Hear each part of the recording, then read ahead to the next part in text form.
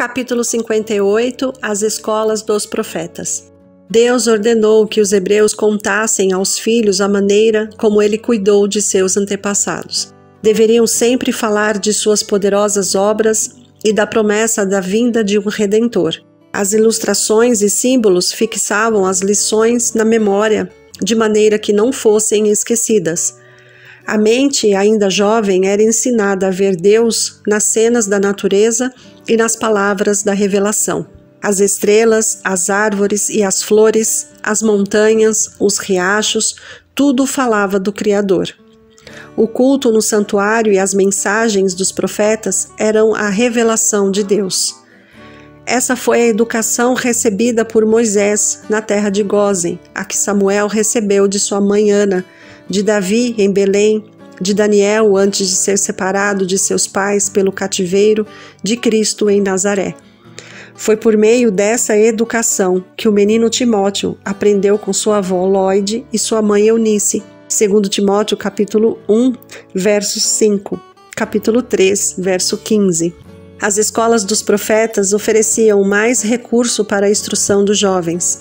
Se um deles desejasse se aprofundar mais na verdade para se tornar mestre em Israel, essas escolas estavam abertas para ele. Samuel fundou as escolas dos profetas para servir de barreira contra a corrupção que se espalhava por toda parte, proporcionar bem-estar moral e espiritual aos jovens e promover a prosperidade da nação com líderes e conselheiros qualificados. Ele reuniu jovens que eram consagrados, inteligentes e estudiosos. Esses eram chamados de filhos dos profetas. Os instrutores possuíam grande conhecimento das verdades divinas e muitos deles tinham desfrutado a comunhão com Deus e recebido seu Espírito. Nos dias de Samuel existiam duas dessas escolas, em Ramá e em Kiriat Jearim. As outras foram fundadas algum tempo depois. Os alunos se mantinham cultivando o solo ou fazendo algum trabalho manual. Em Israel era considerado um crime permitir que as crianças crescessem sem conhecer a importância do trabalho útil. Toda criança aprendia alguma profissão, mesmo se ela tivesse que ser educada para exercer a função sagrada no santuário. Muitos mestres religiosos se mantinham com um trabalho manual. Muito tempo depois, no tempo dos apóstolos, Paulo e Áquila também ganharam o sustento fazendo tendas. A lei de Deus, a história sagrada, a música sagrada e a poesia eram as principais matérias estudadas nessas escolas. O método de ensino era diferente do que é ensinado hoje nas escolas de teologia, onde muitos alunos se formam conhecendo menos sobre Deus e as verdades religiosas do que quando entram. Nessas escolas, o objetivo de todo estudo era aprender sobre a vontade de Deus e o dever do homem para com ele. Na história sagrada, os alunos seguiam as pegadas de Deus. Grandes verdades apresentadas pelos símbolos do santuário eram trazidas à mente e, pela fé, eles podiam compreender o objetivo central de todo aquele sistema cerimonial, o Cordeiro de Deus, que tira o pecado do mundo. Os alunos eram ensinados não somente a orar, mas também a se aproximar de seu Criador, ter fé nele e entender e obedecer aos ensinos de seu Espírito. A presença do Espírito de Deus era constantemente revelada por meio da profecia e do cântico sagrado. O edificante ensino da música.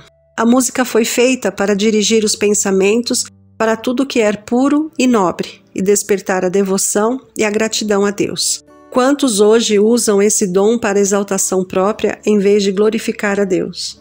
Dessa forma, o amor à música se torna uma das ferramentas mais poderosas de Satanás para desviar a mente do dever e das coisas eternas.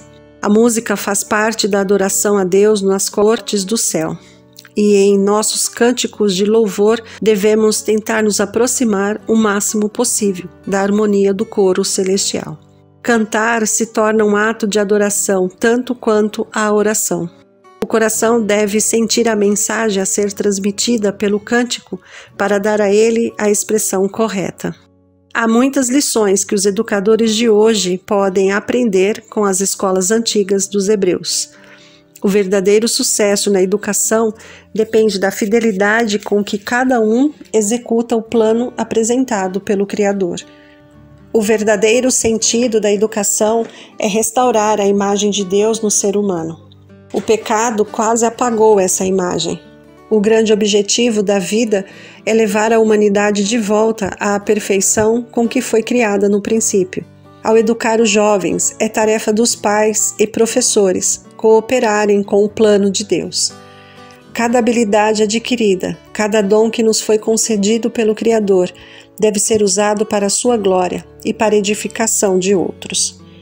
Se esse princípio recebesse a atenção que ele merece, haveria uma mudança radical em alguns métodos de ensinos atuais.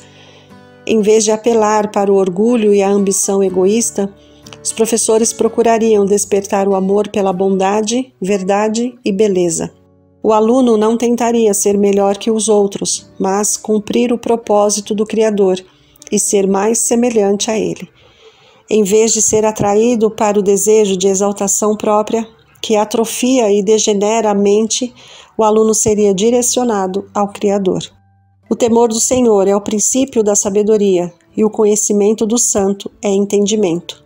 Provérbios capítulo 9, verso 10. Transmitir esse conhecimento e moldar o caráter de acordo com ele deve ser o objetivo do trabalho realizado pelo professor. Por isso o salmista afirma: a minha língua cantará a tua palavra, pois todos os teus mandamentos são justos, e ganho entendimento por meio dos teus preceitos. Salmo 119, versos 172 e 104. É por meio da Bíblia e do livro da natureza que podemos conhecer a Deus. Aos poucos, a mente se adapta aos assuntos estudados. Se ela estiver ocupada somente com as coisas comuns, vai ficar atrofiada e fraca. Se a mente não for treinada para lidar com problemas difíceis, acabará perdendo quase todo o seu poder de desenvolvimento. A Bíblia, como nenhum outro livro, contém o verdadeiro poder para a educação. Ela veio direto da fonte pura da verdade eterna, e a mão divina preservou sua pureza ao longo dos séculos. Ela ilumina o passado mais distante, onde a pesquisa humana tenta em vão penetrar.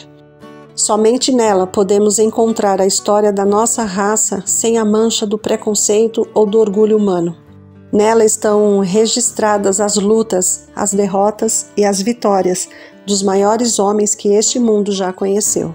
Nela, a cortina que nos separa do mundo invisível se ergue e podemos contemplar o conflito entre as forças contrárias do bem e do mal, desde que o pecado entrou neste mundo até o triunfo final da justiça e da verdade. Tudo isso é nada mais que uma revelação do caráter de Deus. O estudante é levado a manter comunhão com a mente infinita. Um estudo assim não deixará de aumentar e renovar as forças mentais. A Bíblia revela os princípios que são a base da sociedade e uma proteção para a família. Se fosse estudada e obedecida, a palavra de Deus daria ao mundo homens e mulheres de caráter forte e firme, de grande percepção e bom senso, pessoas que seriam uma bênção para o mundo. Toda verdadeira ciência é uma interpretação da mensagem escrita pela mão de Deus no mundo material. As pesquisas científicas trazem apenas as provas mais recentes da sabedoria e do poder de Deus. Se forem corretamente entendidos, tanto o livro da natureza como a palavra escrita nos levarão a conhecer melhor a Deus e sempre nos ensinarão algo a respeito das leis sábias e úteis por meio das quais ela trabalha. Os professores devem imitar o exemplo do grande mestre, que tirava ilustrações da natureza para simplificar seus ensinos e fixá-los de maneira mais profunda na mente de seus ouvintes. Os pássaros nos galhos frondosos, as flores no vale, as árvores altas, terras férteis, o grão germinando, o sólido árido, o pôr do sol iluminando o céu com seus raios dourados, tudo servia de ilustração para as suas lições. Ele unia as obras do Criador com as palavras de vida que transmitia ao povo. A religião promove saúde e felicidade. Toda a natureza nos fala do amor do Criador. Este mundo não é só tristeza e miséria. Deus é amor. Está escrito em cada botão que desabrocha, nas pétalas de cada flor e em cada haste da vegetação. Há flores nos espinhos e há espinhos escondidos nas rosas. Todas as coisas na natureza são uma prova do desejo que Deus tem de fazer seus filhos felizes. Quando Ele proíbe alguma coisa, não é para mostrar sua autoridade. O Senhor deseja o melhor para seus filhos e não pede que abandonem coisa alguma que seja para o bem deles. A ideia de que a religião não promove a saúde ou a felicidade é um dos erros mais perigosos. A Bíblia nos diz: o temor do Senhor conduz à vida. Quem o teme pode descansar em paz, livre de problemas. Provérbios capítulo 19, verso 23. As palavras de sabedoria são vida para quem as encontra e saúde para todo o seu ser. Provérbios capítulo 4, verso 22. A verdadeira religião nos leva a viver em harmonia com as leis de Deus, física, mental e moral. Ela nos ensina o domínio próprio, a serenidade, a temperança. A religião enobrece a mente, refina o gosto e santifica a capacidade de julgamento. A fé no amor de Deus e a confiança de que Ele dirige todas as coisas alivia a carga gerada pela ansiedade e pelos cuidados da vida. Enche o coração de alegria e de felicidade, não importando se a pessoa é rica ou pobre. A religião colabora para promover a saúde, prolongar a vida e aumentar a alegria que desfrutamos em todas as suas bênçãos. Ela abre diante de nós uma fonte de felicidade que nunca se acaba. Não há alegria verdadeira que possa ser encontrada no caminho proibido por aquele que sabe o que é melhor para nós. Podemos aprender muito ao estudar tanto a educação física como a religiosa que era praticada nas escolas dos hebreus. Há uma íntima relação entre a mente e o corpo. Para alcançar um padrão moral e intelectual elevado, devemos obedecer às leis que governam o nosso corpo físico. Assim como foi nos dias do povo de Israel, hoje também todo jovem deve aprender a se dedicar a alguma forma de trabalho manual. Moços e moças deveriam aprender a trabalhar, mesmo se eles tivessem a certeza de que nunca necessitariam recorrer ao trabalho manual para se sustentarem. Sem o exercício físico, ninguém pode ter boa saúde.